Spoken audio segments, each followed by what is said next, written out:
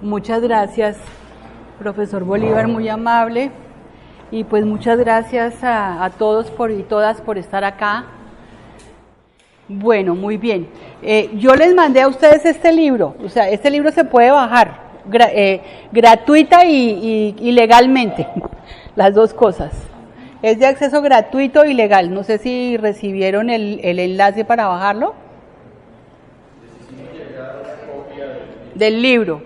Bueno, porque de verdad este es un volumen muy valioso, porque aquí hay mucho en términos de construccionismo social, ¿sí? Este es un texto que yo edité con una colega que se llama Silvia Díaz Granados, que es una antología de la obra de Kenneth Gergen. No tenemos con qué escribir, ¿no? Bueno, una antología de la obra de Kenneth Gergen que pues es digamos el inspirador del construccionismo social. Tiene un valor especial y es el siguiente, que esta obra no es la traducción de un texto existente en otro idioma, sino que con el autor nosotros discutimos una estructura de texto que fuera una antología de su obra, y construimos una obra que tradujimos al español, que hasta donde sabemos no existe en ningún otro idioma. O sea, la estructura del texto es nuestro aporte como editoras del libro, ¿sí? Kenneth Gergen ha estado siempre muy contento, muy satisfecho de este trabajo. La primera parte del libro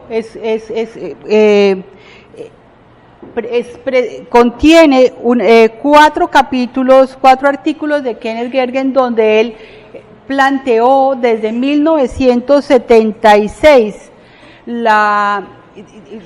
digamos el planteamiento crítico del construccionismo social sobre la epistemología del conocimiento moderno y sobre la psicología en particular, digamos como una disciplina muy concernida con el tema de la epistemología, ¿sí? Puesto que, digamos, obviamente que la filosofía también, pero la psicología es una disciplina muy concernida precisamente pues porque de alguna manera la epistemología moderna siempre ha planteado que hay un sujeto que conoce, y ese sujeto, digamos, es también un sujeto psicológico. Bien. Entonces la primera parte es el planteamiento crítico, la segunda parte es la reconstrucción de un planteamiento novedoso que es el construccionismo social, y que uno podría decir que se inspira en la propuesta epistemológica de un desarrollo filosófico que se llama la fenomenología. Y la tercera parte son las propuestas prácticas de trabajo para en distintos campos del conocimiento, en distintos campos como la psicoterapia, precisamente la pedagogía, y algunos otros desarrollos concretos, digamos, que se derivan o que se sustentan en los desarrollos del construccionismo social que están planteados en la segunda parte. En la tercera parte entonces está incluido un trabajo que se llama el construccionismo social y la práctica pedagógica. Es el primer capítulo de la tercera parte, que era, digamos, un capítulo central para el tema para este taller. Sin que yo vaya a hacer ningún juicio, ¿cuántos de ustedes han leído este trabajo? Muchas gracias. Ok. Bueno, yo lamentablemente, debo decirlo, no estoy preparada para exponerles ese capítulo. Yo tengo unas presentaciones que de alguna manera presumen que eso está leído. Me excuso, pero no lo tengo preparado para exponérselos. Entre otras cosas porque debo decir que también me excuso porque el construccionismo social presupone una dinámica de trabajo práctico de construcción del conocimiento en la relación, y que por lo tanto esta situación, digamos, violenta, ¿cierto?, o va en contra de los planteamientos que yo misma voy a exponer. O sea, de alguna manera me voy a parar paradójicamente aquí en una contradicción, ¿cierto? Porque voy a hablar de prácticas y de procesos que yo misma estoy contraviniendo.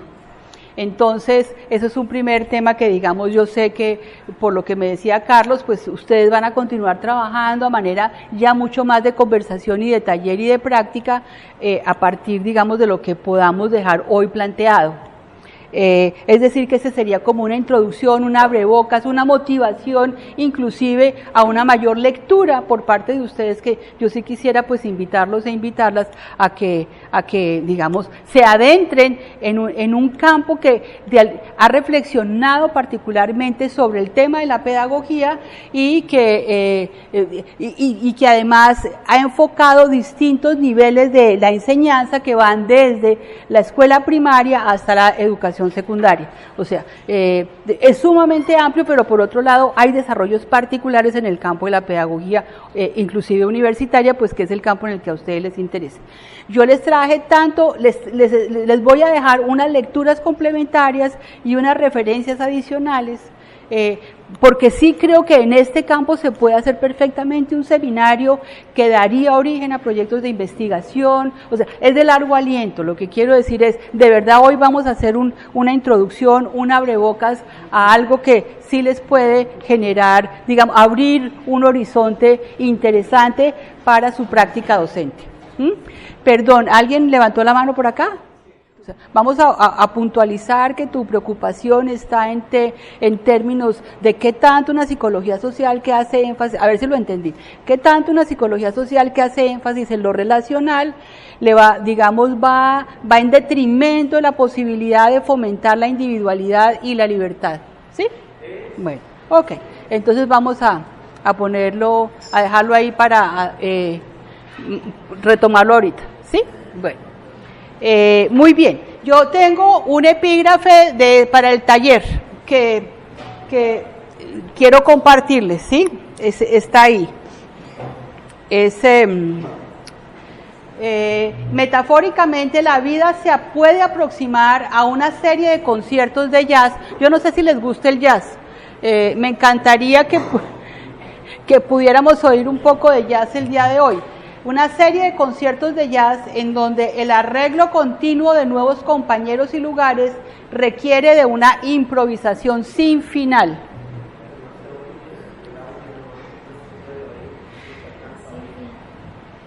Bueno, repito, en todo caso está aquí en la pantalla. Metafóricamente, la vida se puede aproximar a una serie de conciertos de jazz en donde el arreglo continuo de nuevos compañeros y lugares requiere de una improvisación sin final. El jazz es un tipo de música muy interesante, justamente porque tiene un ritmo sincopado que no se puede anticipar. O sea, el jazz lo que maneja es la incertidumbre, la capacidad de dejarse sorprender en cada instante.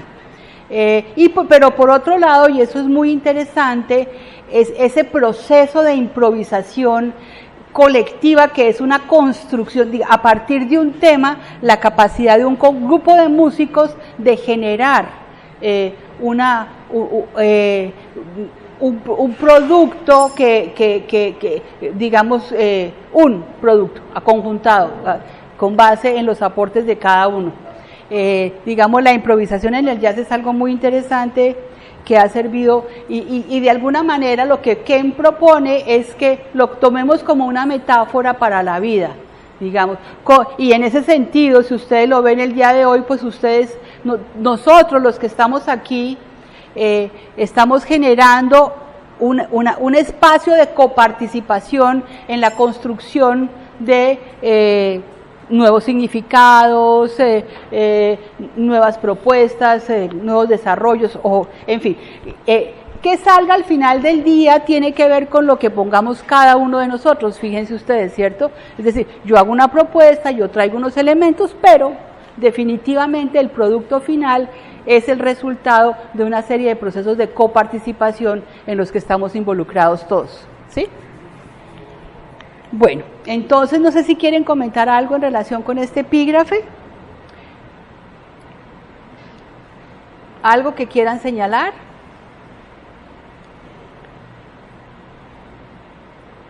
Bueno, ¿qué pienso yo de entonces de lo que vamos a hacer hoy? Podemos pasar a la siguiente presentación. ¿Me ayudas, Alejandro, por favor? Muchas gracias. Que vamos a ir sintonizando, ¿sí? Y en ese sentido, digamos, vamos a ir transformando el programa, ¿cierto?, previsto a lo largo del día. La que dice principios, conversación 1, arriba. Sí, perfecto. Bueno, no sé si alcanzaron a ver que yo dirijo una organización que se llama KIRA, que es el Centro Latinoamericano para el Desarrollo de la Cultura Colaborativa. Les traje un brochure para quien le interese pueda tomar uno. Por supuesto, está a su voluntad. Bien, entonces, como les decía, pues voy a empezar muy lentamente y espero que puedan tener toda la participación que quieran. Esta va a ser una conversación, de manera que podamos ir justamente sintonizando. No nos conocemos, yo no sé qué bagaje, qué equipaje trae cada uno de ustedes a este escenario, ¿no es cierto? De manera que, por favor, todas las preguntas, todas las inquietudes, todos los cuestionamientos son bienvenidos. Bueno, entonces vamos a comenzar. Bueno, vamos a ver entonces en primer lugar los principales supuestos del construccionismo social de Kenneth Gergen. Esto lo formuló Kenneth Gergen incluso en 1987, en realidad la primera vez. Aquí, esta es una reformulación del 96, o sea, 10 años después. Bueno, entonces tenemos aquí, digamos, lo que Kenneth Gergen dice algo que es muy interesante y que va a ser como una característica del construccionismo social. Los construccionistas sociales en el mundo no son multitudes, pero sí están en todas partes. Es un poco lo que yo les planteaba en el programa que les mandé para esta jornada de hoy. Es que en construccionistas sociales hay en Europa, en Australia, en España, en América Latina, por supuesto en Norteamérica, en Nueva Zelanda, es decir, hay en muchas partes del mundo. Y dice Kenneth Gergen, pues no son muchos, pero en todo caso, ni tampoco están de acuerdo en todo, pero sí hay un núcleo de principios que comparten, y estos son los que él plantea, los que están ahí. Bueno, digamos, cada uno de estos, y ustedes me dirán hasta dónde hay que desarrollarlos, podría tomarnos la mañana, si ustedes quieren, ¿sí? Porque son muy complejos. Pues, o sea, no son difíciles, sino que implican una gran elaboración. Entonces, pero por supuesto eso es indispensable hacerla, ¿no? Es decir, no la debemos obviar, porque como decimos es el núcleo de los principios, ¿no es cierto?, del construccionismo social. Entonces, nos vamos a quedar aquí tanto como sea necesario, ¿no? Digamos, ¿sí? Y ese es el ajuste que le vamos a hacer al programa. Bien, entonces, el primer principio, los términos mediante los cuales describimos el mundo y a nosotros mismos no están dictados por los objetos hipotéticos de tales descripciones. ¿Qué quiere decir eso? ¿Alguien me quiere ayudar? ¿Puedo volver a leer? Bueno, entonces voy a intentar recoger esta ronda, ¿les parece? Bueno, este debate que está aquí planteado y en el que vamos a seguir conversando, tiene como contexto lo que creo que todos ustedes conocen, y es, digamos, la epistemología moderna se ha movido o se movió, digamos, en Occidente en el debate entre dos tradiciones, una la racionalista, ¿cierto?, y otra la empirista.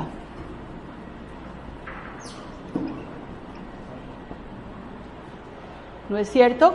Cada una de ellas, digamos, proponía su propia versión de la relación mente-mundo, ¿no es cierto? O, si ustedes quieren, sujeto-objeto también, ¿cierto?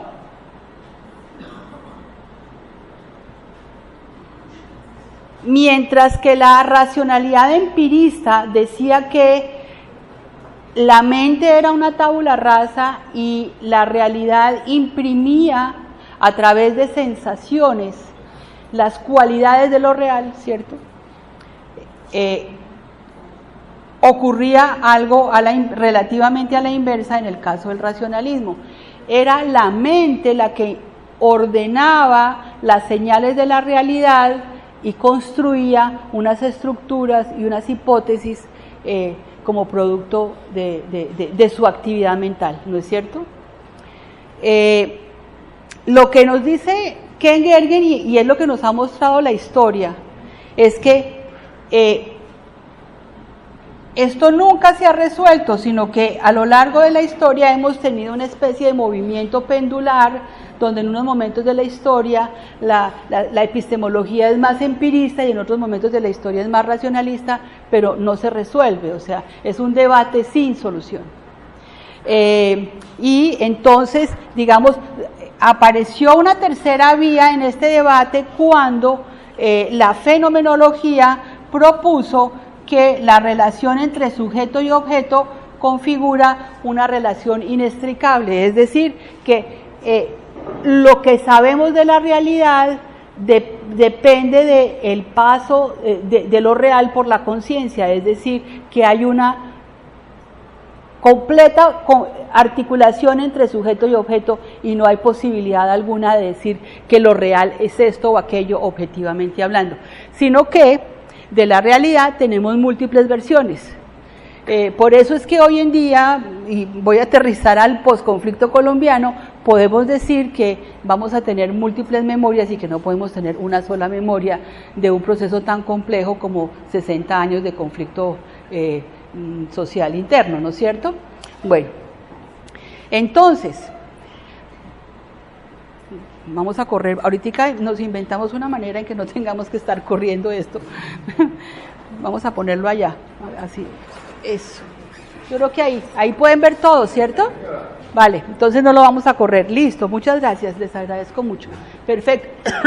Bueno, entonces, el primer punto, lo que está diciendo es, digamos, está diciendo, no hay tal que, como dice el empirismo, los términos mediante los cuales describimos el mundo y a nosotros mismos están dictados por aquello que suponemos que en el mundo existe, por eso hablamos de objetos hipotéticos, ¿no es cierto?, de tales descripciones.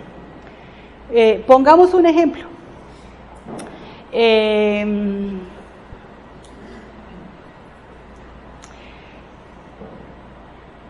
El ciclo del maltratador maltratante. Lo que se dice es, a esa persona la golpearon y la maltrataron cuando era pequeña, esa persona en el futuro será un maltratador, ¿cierto? Una verdad universal, objetiva, que estamos diciendo que se va a repetir siempre y en todo lugar. Esa es una manera de verlo. A unas señales, digamos, a unas señales de la realidad, entonces nosotros le ponemos unos nombres. Bueno, la experiencia, digamos, la historia muestra que hay muchas personas que en un momento dado de su vida dicen, yo no voy a maltratar nunca a un hijo mío, aunque a mí me maltrataron cuando yo era pequeño, justamente porque voy a romper esa historia, ¿cierto? Bien, entonces, pues hay ahí, digamos, no hay tal que el mundo, digamos, que el mundo esté, que el mundo esté afuera para ser conocido. De hecho, hay filósofos contemporáneos como Richard Rorty, que lo que va a decir, digamos, va a ser una gran crítica a la forma como la filosofía occidental ha utilizado la metáfora del espejo para referirse a la mente que conoce, o sea, la mente es un espejo en el que se refleja la realidad. Esa es la metáfora, digamos, que ha criticado Richard Rorty, que le recomiendo muy especialmente porque en realidad aporta muchísimo a este debate.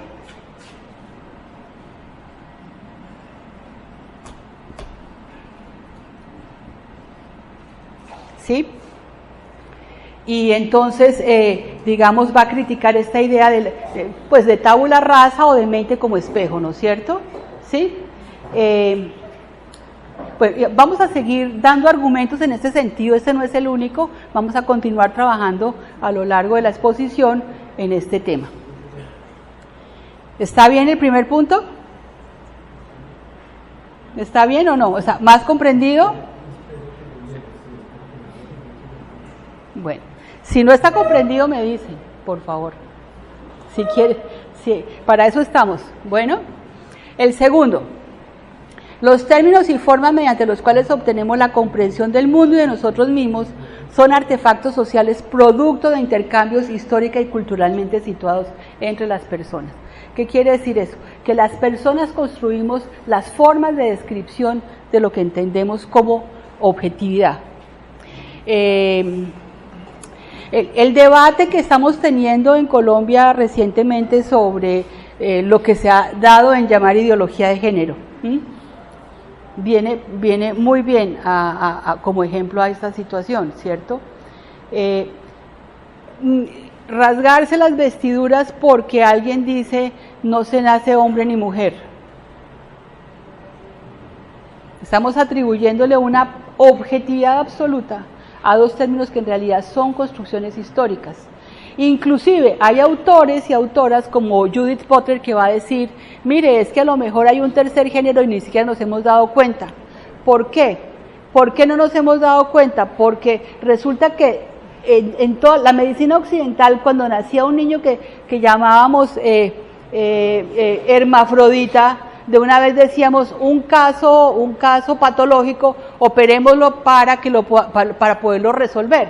O sea, frente a un tercer género venía una intervención quirúrgica que resolvía, que ajustaba la situación a las categorías modernas que nos dejaban tranquilos. Sí, ahora resulta que hay intersexualidad y que en este momento estamos diciendo, mire, es que de verdad. Ahora, que fue una disciplina llamada biología que dijo, a este lo llamamos mujer, a este lo llamamos hombre y no hay más, y por otro lado, a este hombre le ponemos estas características y a la mujer le ponemos estas otras, ¿sí? Y todavía nos estamos rasgando las vestiduras frente a una discusión como esta, ¿cierto? ¿Sí? ¿Por qué? Porque estamos convencidos que lo que dijo la biología está escrito en piedra, no puede ser de otra manera, y eso es una verdad objetiva y universal.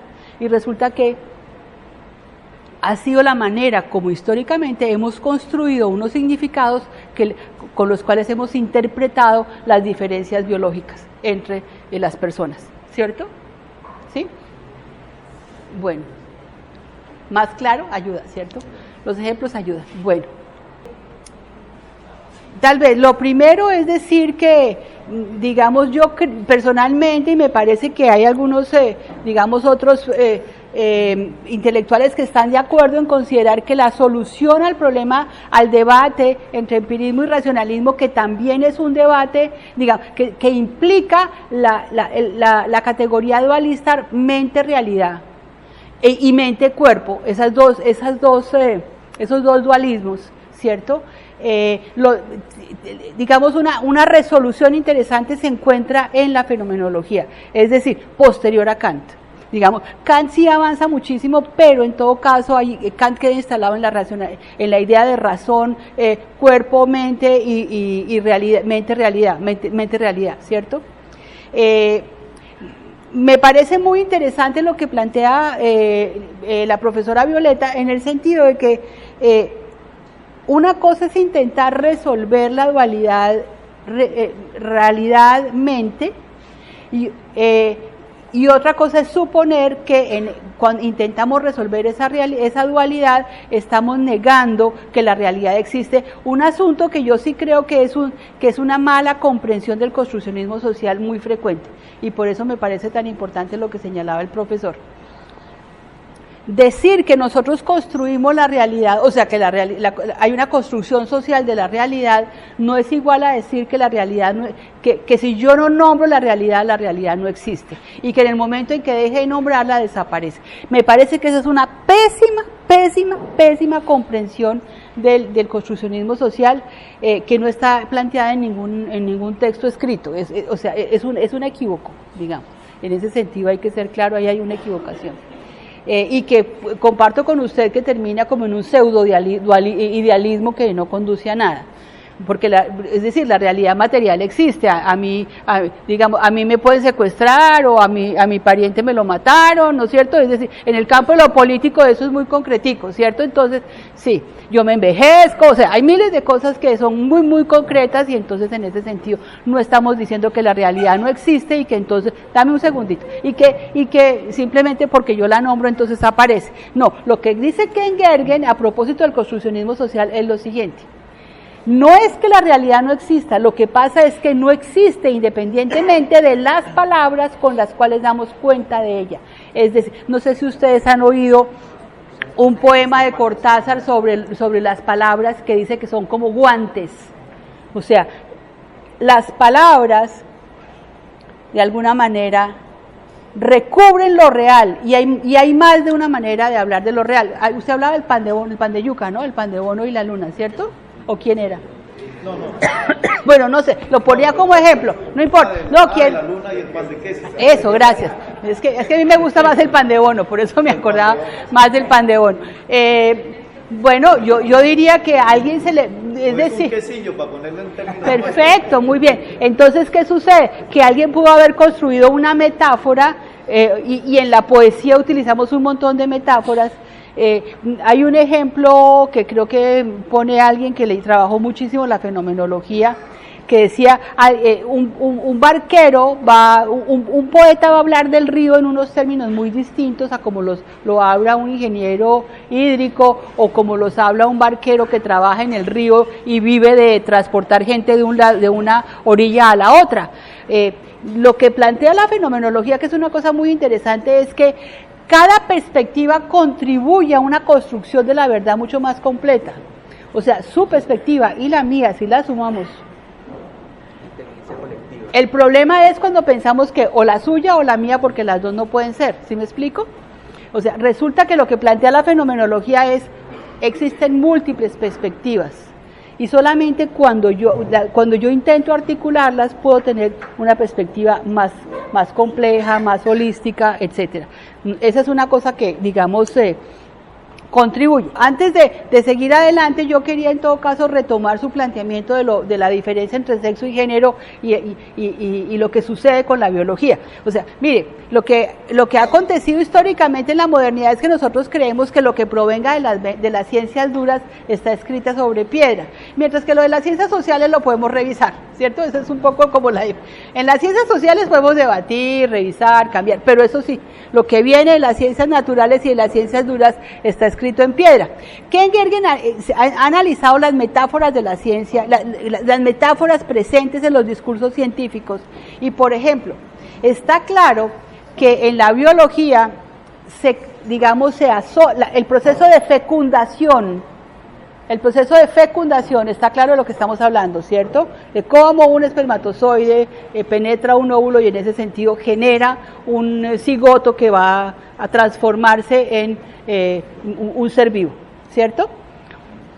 De cómo cuando se explica el proceso de fecundación, se utilizan metáforas de actividad y de pasividad que son claramente sociales.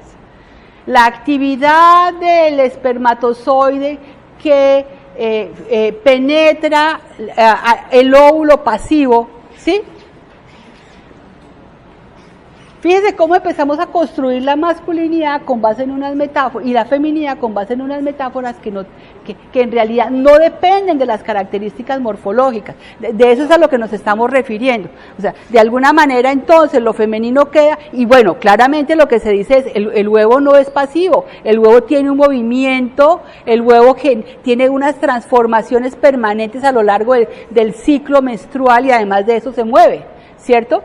El espermatozoide se mueve de otra manera, de manera que no hay tal, digamos, que podamos asignar la pasividad y la actividad a cada uno de estos dos. ¿Qué quiere decir eso? Que históricamente hemos construido y en la modernidad construimos una concepción de la masculinidad y de la feminidad que no está escrita en piedra, que no porque haya sido producida en la biología no se puede cambiar. Y es una cosa que dice muy interesante Ken Gergen, es que nosotros investigamos muchas veces los mismos temas, no porque la primera vez nos hayan quedado mal investigados en la historia, sino porque han cambiado. Porque ya no son lo que eran, y entonces, exactamente. Bueno, me falta un temita porque el profesor habló ya de lo del sujeto, o sea, bueno, yo no voy a adentrarme en el tema del sujeto porque me sacaría demasiado a un tema, digamos que no es central en este debate, y voy a decir, porque sé que estoy diciendo una herejía, porque aquí lo que estamos diciendo es lo que importa es la interacción. Lo que importa es el proceso de construcción de significado en la relación y por lo tanto en la negociación. Yo simplemente les diría que ya Piaget, que es constructivista pero no construccionista, ¿sí? Y que es uno de los buenos ejemplos de constructivismo, decía que nosotros somos bastante parecidos a nuestros papás. O sea, no hay tal, llegando a la individualidad, que seamos tan distintos como que yo no creo en esa idea filosófica, no sé si romántica o de que somos únicos e irrepetibles. Yo creo que somos bastante parecidos, o sea, que somos sujetos de nuestro tiempo, que somos sujetos de nuestro lugar de origen y que somos bastante parecidos a nuestros papás. Yo creo que yo creo que si hay algo que ha mostrado, digamos, debates psicoanalíticos es hasta donde uno dice, las mujeres cuando, por ejemplo, empezamos a ejercer la maternidad y algo, terminamos diciendo, pero ¿por qué es que estoy repitiendo todas las cosas que me gustaban tan poquito de mi mamá? ¿No? Cosas de ese estilo suceden. Entonces, bueno, quiero decir, como les decía, cada uno de estos puntos daría para un debate de más de un día. Por eso tenemos que como pasar y comprimir, pero pues estoy intentando dejar las cosas relativamente sentadas. ¿Qué quiere decir? Que a Ken Gergen no le asusta la palabra relativismo. No, es decir, ¿por qué? Porque no hay una única verdad. La verdad no está escrita en piedra. La verdad es histórica, la verdad es contextual. Ahora, no quiere decir que todo valga, no quiere decir que vamos a cualquier cosa que a mí se me ocurra, tiene que valer porque pues se me ocurrió, no. O sea, hay una dinámica lógica del debate, hay una dinámica de la argumentación, ¿cierto? Pero esa dinámica del debate y la argumentación está ubicada en un contexto, en un contexto histórico y social particular. Incluso tiene unas intencionalidades específicas, como lo señalaba el profesor, en el sentido de que también lo que afirmamos sobre la realidad está basado en unas intencionalidades y en unos valores. Volviendo al proceso de paz. Le recomiendo, profesor, especialmente un artículo de la revista Arcadia, de la penúltima revista Arcadia, que es un artículo de María Emma Wills, no sé si sabe quién es ella. Ella es una politóloga de la Universidad de los Andes que trabaja en el Centro Nacional de Memoria Histórica y que asesoró el proceso, hizo uno de los documentos de memoria histórica que se aportaron para el proceso del debate.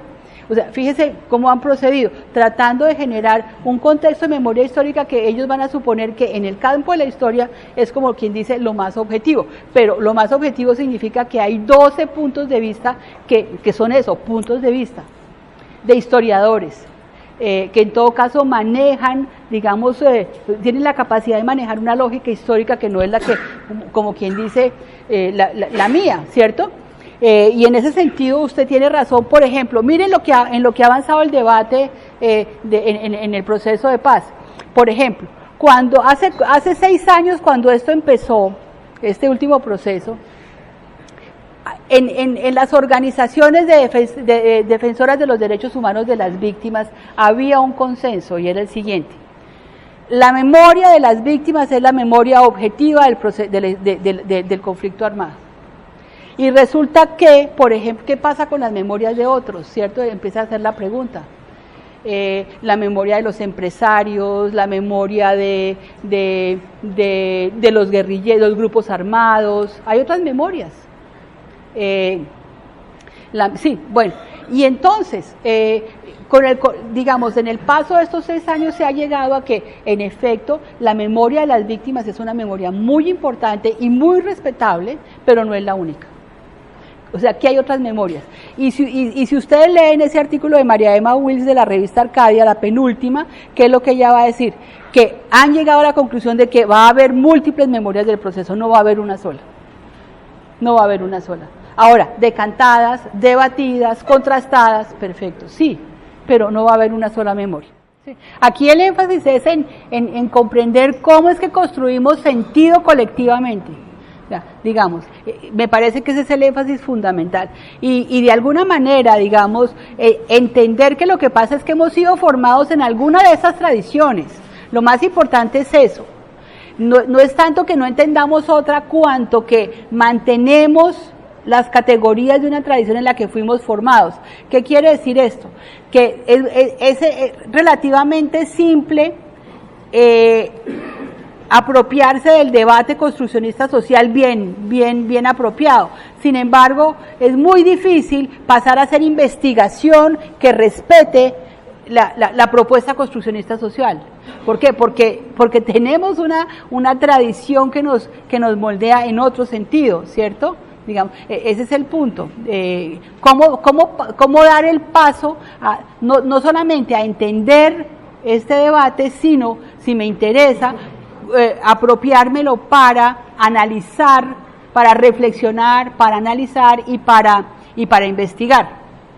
Yendo a eso, me parece muy importante en todo caso, estoy completamente de acuerdo con que la división del conocimiento en compartimentos estancos no ha ayudado casi en nada, y pues hay muy buenas historias de las ciencias sociales, incluyendo la de Wallerstein, que se la recomiendo a quien no la conozca, que realmente ayuda muchísimo a entender todo lo que hemos perdido en ciencias sociales a medida que las ciencias sociales se han dividido de esta manera, ¿cierto?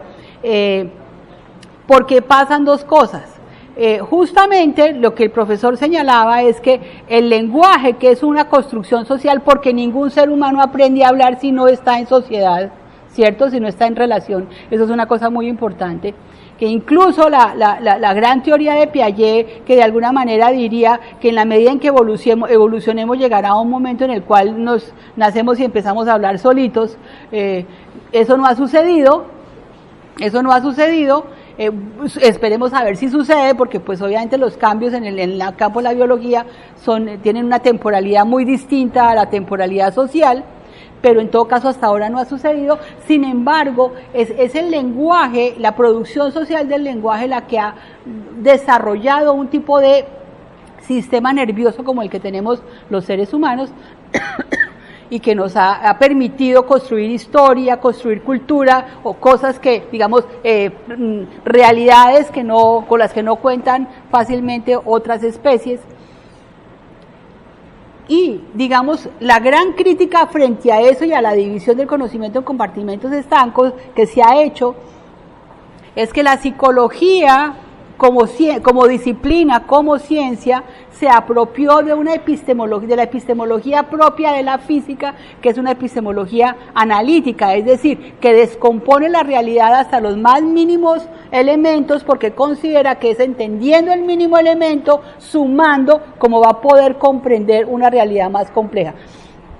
Lo que pasa es que la química lamentablemente no fue el modelo que utilizamos, porque nos habría enseñado una cosa que los químicos saben desde siempre, y es que el todo no es igual que la suma de las partes, y por lo tanto una aproximación molecular es inferior desde el punto de vista epistemológico, para el caso de la psicología y de las ciencias sociales, a una aproximación molar, es decir, a pensar en totalidad. Yo diría que en todo caso digamos, hay puntos en los que están de acuerdo el construccionismo y el constructivismo social, principalmente en lo que tiene que ver con el hecho de que el conocimiento se produce en el contexto de interacciones y de relaciones, ¿sí? Pero sí me parece que no lo ha permeado en el sentido de hacer una diferencia entre mente y realidad. O sea, ahí todavía el constructivismo sigue manteniéndose digamos, más interesado en el tema de la, y en ese, de la mente. O sea, a pesar de que concede que el conocimiento se produce en relación, en todo caso hace una referencia a la mente que es muy, muy central, y en ese sentido anima a que tanto la psicología como la filosofía vuelvan a desarrollar un montón de constructos sobre qué es la mente que nunca se van a poder probar. O sea, el problema de esa filosofía moderna mentalista es que podemos hablar de procesamiento de la información, podemos hablar de yo, ello y superyo, podemos hablar de estructuras de procesamiento, ¿cómo se llama? Intelectuales, ¿cierto? De lógica intelectual, y sin embargo, o sea, sí tenemos un córtex a nivel neurológico que nos permite el trabajo sobre la lógica, ¿cierto? Pero hasta ahí. De hecho, de ahí en adelante podemos generar una cantidad de constructos increíbles que no vamos a poder probar. O sea, son psicologías y filosofías muy especulativas, ¿sí? Yo diría que, volviendo al tema de, digamos, hemos hecho grandes críticas a la modernidad por todo lo que, digamos, hemos heredado de ella. Entre otras cosas, la idea, los fundamentalismos, o sea, la consideración de que todo tiene que tener un fundamento y por lo tanto desde ahí hay una esencia. Es decir, y lo dice muy lindo el Principito cuando dice lo esencial es invisible a los ojos y todo lo demás. Es siempre muy bonito leer eso, pero en todo caso, digamos, los fundamentalismos, y yo recientemente he hablado de 3 fundamentalismos en el campo del tema del posconflicto, que tienen que ver con la noción de víctima, la noción de memoria y la noción de verdad, por ejemplo, y lo pongo como ejemplo para este caso. La noción de víctima. Por supuesto, ¿quién desconoce que haber sufrido un hecho doloroso, violento en el contexto del conflicto no configura una condición de víctima para un ser humano? Que le hayan secuestrado a un pariente, que se lo hayan desplazado, que hayan violado a una mujer de la familia, etcétera. Cosas que nos han pasado a muchísimos, ¿cierto?, en este país. Y sin embargo, pues de alguna manera es muy importante, por lo menos desde el campo de la psicología, que la víctima pueda ser, digamos, en la narrativa puede ser transformada en sobreviviente, ¿cierto? Porque mal haría la psicología en reiterar, o como dice un muy buen terapeuta que se llama Michael White, absolutizar la noción de víctima. Una cosa es que yo reconozca que usted es víctima, pero otra cosa es que yo crea que usted no es sino víctima. Usted también es otras cosas, usted es un profesional, usted es un esposo o una esposa, es un padre o un hijo, y además de eso puede configurar unas narrativas que sean resilientes, o sea, que usted pueda decir, sí, yo sufrí este hecho, pero lo he transformado y lo he superado de esta u otra manera. Que no es lo que pasa por ejemplo, con las organizaciones defensoras de los derechos humanos de las víctimas, que no sé si ustedes habrán oído que incluso como consignas políticas, por ejemplo, dicen olvidar nunca, perdonar jamás.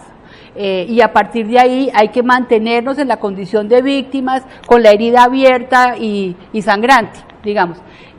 Esa es una manera moderna de tratar la militancia política en el campo de las víctimas, que francamente no ayuda a la superación de una forma de absolutización de la condición de víctima, que es en todo caso una concepción moderna. Es decir, donde digamos, hay mucha gente que reivindica el derecho al olvido, el derecho al perdón, el derecho a la indiferencia, a miles de cosas, porque, digamos, no todos los gays están dispuestos a decir mucho gusto, yo soy gay. No, a ver, por favor, a mí bórreme de aquí la palabra gay, no me interesa, o sea, yo quiero ser anónimo, punto, ¿no? O es que los heterosexuales saludan diciendo mucho gusto, yo soy heterosexual, ¿no? Es decir, no hay necesidad, por ejemplo. Bueno, sí, que pasa con mucha frecuencia. Lo de la memoria, ya lo dije, no lo repito, o sea, múltiples memorias donde no hay una única memoria y donde yo no puedo reivindicar mi memoria como la única válida. Y eso no quiere decir, y un tercer absolutismo, que es el de la verdad, igualmente.